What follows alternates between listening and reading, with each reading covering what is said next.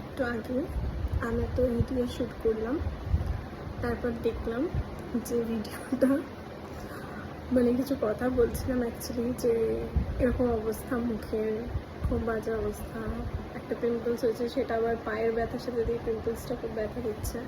মানে আমার পিম্পলস হলে দেখতে কীরকম কী লাগবে না লাগবে জানি না, তার থেকেও বেশি হয় যে ব্যথা হয়, খুব পেন থাকে। তো তার জন্য তো সেটা সব কিছু বললাম, বলার পরে মানে এত মাথাটা খারাপ হয়ে গেছে ব্যথা নিয়ে। তারপর দেখছি আমি যখন ভিডিওটা দেখতে যাচ্ছি পুরোটাই মানে আমি ব্যাক ক্যামেরা দিয়ে শ্যুটটা করতে চেয়েছিলাম, দেখলাম যে বেকার, আমার দ্বারা এগুলো হবে না হয়তো।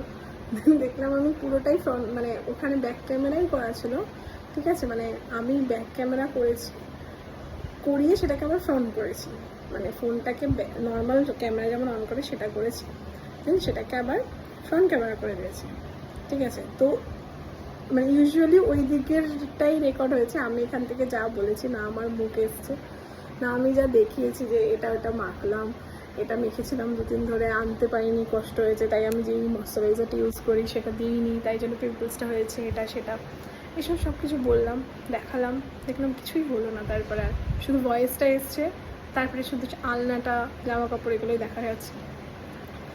ভেবে আমার এত কান্না পেল যে এই জন্য আমি ডেলি ব্লগ করি না, হয়তো হবে না আমাকে দিয়ে, তার জন্য। যাই হোক, মেন ব্যাপার হচ্ছে এটাই।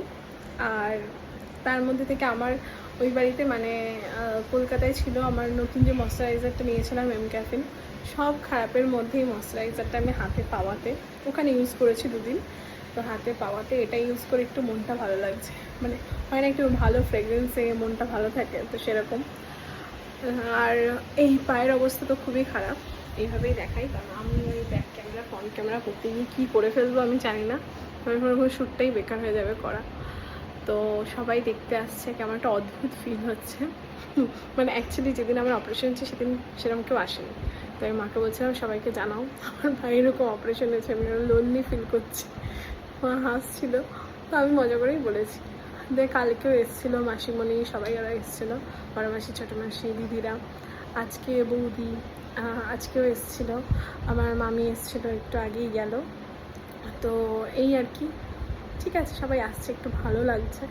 মেন কথা হচ্ছে সবাই অনেক কিছু নিয়ে আসছে, কিন্তু আমি যাতে পাটা তাড়াতাড়ি শুকিয়ে যায় তার জন্য আমি কিছুই খাচ্ছি না, কারণ বাই চান্স যদি না শুকায় তখন মুশকিল হয়ে যাবে। তো আমি এর জন্য কিচ্ছু খাচ্ছি না, কোনো মিষ্টি জাতীয় কিচ্ছু না, টক মিষ্টি জানি খেতে নেই,